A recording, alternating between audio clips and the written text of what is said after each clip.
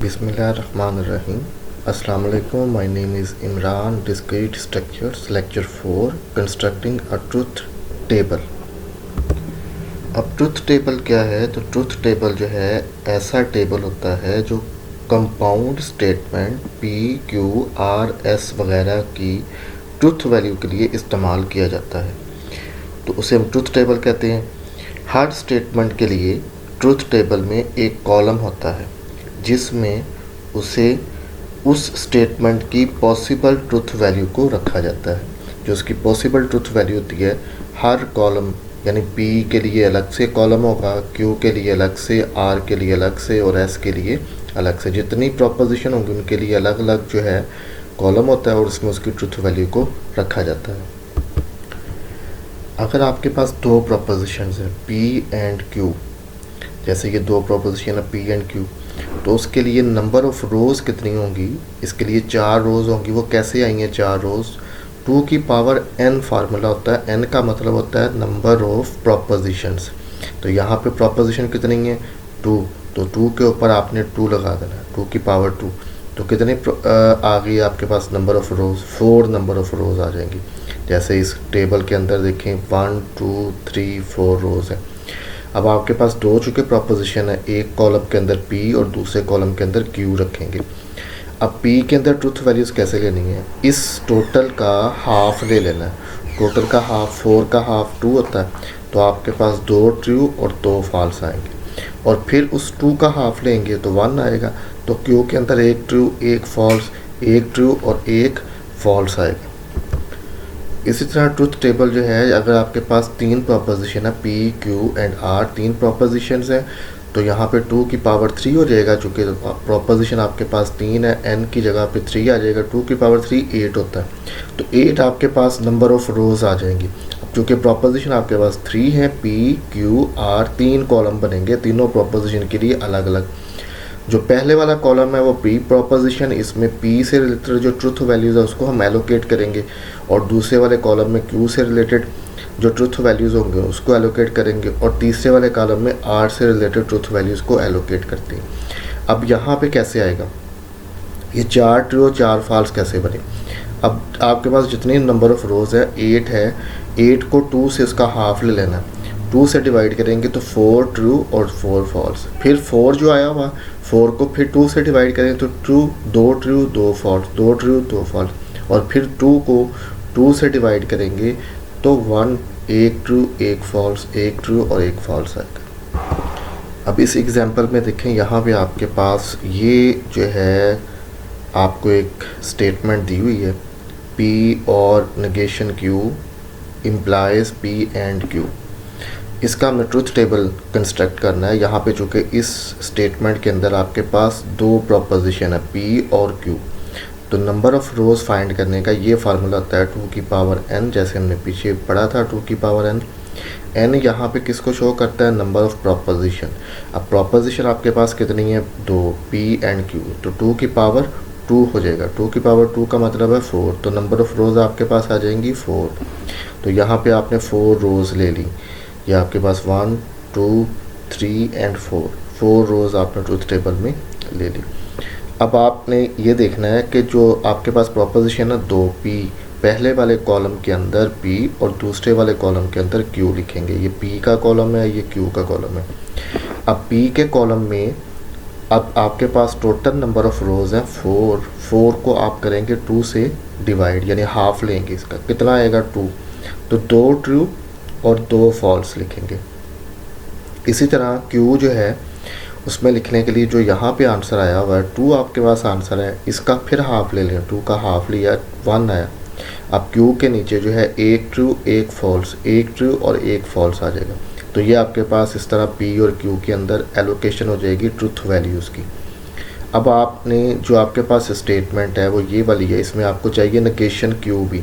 तो यहाँ तो P और Q है, अब आप पहले इसका नेगेशन फाइंड करेंगे Q का नेगेशन फाइंड करने के लिए नेगेशन मीन्स होता है Q की जो ऑपोजिट वैल्यू है वो ले लें। जैसे ट्रू की ऑपोजिट वैल्यू फॉल्स होगी और फॉल्स की ऑपोजिट वैल्यू ट्रू होगी, तो नेगेशन Q ये आपके पास आ जाएगा।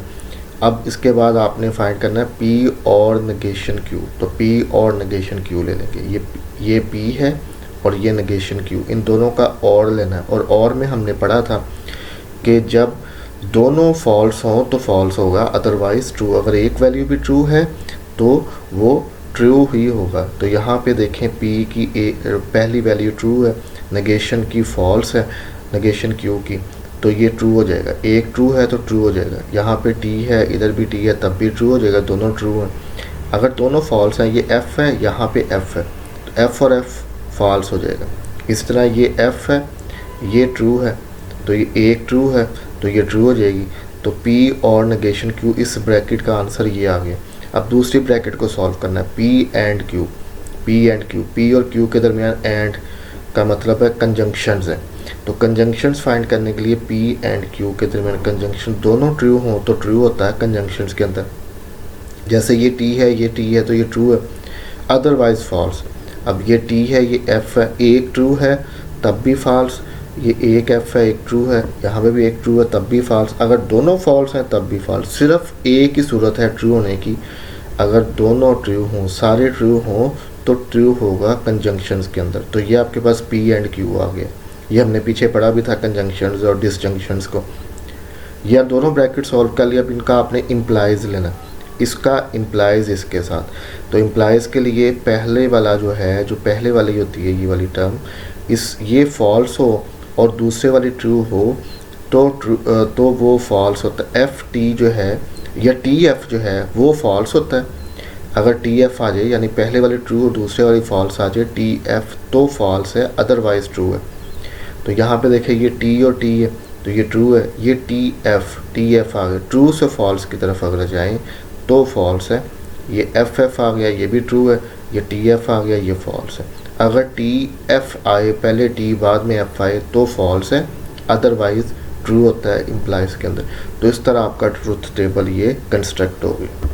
एक और एग्जांपल, इस एग्जांपल में भी आपके पास दो प्रोपोजिशन है पी एंड क्यू। तो आपने दो कॉलम पी एंड क्यू के ले लिए, ये दोनों ट्रू दोनों फॉल्स, फिर एक ट्रू एक फॉल्स, एक ट्रू एक फॉल्स, जैसे पिछले टेबल में किया। फिर आपने इस ब्रैकेट को सॉल्व करना है, पी और क्यू है, पी और क्यू डिस्जंक्शन होता है, दोनों फॉल्स हों तो फॉल्स होगा, अदरवाइज ट्रू है।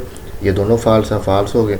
फिर पी एंड क्यू चाहिए, पी एंड क्यू आपने फाइंड किया, उसमें अगर दोनों ट्रू हों तो ट्रू होगा, अदरवाइज फॉल्स है, तो ये फॉल्स आ गए। अब आपको चाहिए इस सारी ब्रैकेट का नेगेशन, पी एंड क्यू का, इसका नेगेशन फाइंड करेंगे। तो नेगेशन में आपको पता है अपोजिट वैल्यू लेते हैं, टी है तो एफ़ हो जाएगा, एफ़ है तो टी है। तो इस तरह आपने इसका नेगेशन फाइंड कर लिया पी एंड क्यू का। अब आपने इस सारे को पी और क्यू एंड नेगेशन पी है, यानी इसका कॉलम थर्ड का और कॉलम 5 का आपने एंड लेना। तो इन दोनों का एंड लिया। एंड के लिए आपको पता है दोनों ट्रू हो तो ट्रू होगा। ये ट्रू है, ये फॉल्स है तो फॉल्स, ये ट्रू है, ये ट्रू है, ये ट्रू हो गया। ये भी ट्रू है, ये भी ट्रू है, दोनों ट्रू है तो ये ट्रू। अब ये एफ़ है, ये ट्रू है, तो ये फॉल्स हो जाएगा। अब ये टेबल जो है, इसमें आपके पास प्रोपोजिशन जो है, आपने ये स्टेटमेंट आपको चाहिए, पी क्यू और आर, ये आपके पास स्टेटमेंट है। इसके लिए आपके पास तीन यहाँ पे प्रोपोजिशंस है। तो 2 की पावर n फार्मूला होता है, उसमें 3 लगाएंगे n की जगह पे। 2 की पावर 3 8 के इक्वल होता है। अब 8 को आपने 3 प्रोपोजिशन पी क्यू आर के लिए अलग अलग कॉलम बना लिए। पी के लिए आप क्या करेंगे, 8 को उसका हाफ लेंगे तो 4 आ जाएगा, तो 4 ट्रू और 4 फॉल्स लिखेंगे। फिर इस 4 का हाफ लेंगे तो 2 आएगा, फिर 2 ट्रू 2 फॉल्स, 2 ट्रू 2 फॉल्स, और फिर उसका हाफ लेंगे 2 का तो वो 1 आ जाएगा। तो 1 ट्रू 1 फॉल्स, 1 ट्रू और 1 फॉल्स, इस तरह आपके पास पी क्यू और आर आ जाएगा। अब आपको चाहिए सबसे पहले ब्रैकेट के अंदर क्यू जो है और नेगेशन क्यू और नेगेशन आर। तो नेगेशन आर फाइंड करेंगे। नेगेशन के लिए आपको पता है इसके ऑपोजिट ले लेते हैं, आर का ऑपोजिट टी का एफ का टी आ जाएगा। फिर क्यू और नेगेशन आर ले लेना। और में क्या होता है, दोनों फॉल्स हो तो फॉल्स होगा, अदरवाइज ट्रू होगा। और फिर नेगेशन पी चाहिए। नेगेशन पी में पी का ऑपोजिट ले लेंगे और फिर दोनों को इकट्ठा कर देंगे, दोनों का एंड लेंगे, एंड में दोनों ट्रू हो तो ट्रू होता है। तो इस तरह आपने इसका ट्रुथ टेबल जो है इस तरह कंस्ट्रक्ट करते हैं। तो आपने बस ये याद रखना है कि जितने आपके पास प्रोपोजिशंस हैं, जैसे ये प्रोपोजिशन 3 थी तो 2 की पावर 3 ले लेना है, वो 8 आपके पास नंबर ऑफ़ रोज़ बनेगी 8, उसका हाफ ले लेना है। फिर उसका हाफ ले लेना, जब तक 1 नहीं आता उतनी देर तक आपने हाफ लेते जाना है। तो इस तरह आप कंस्ट्रक्ट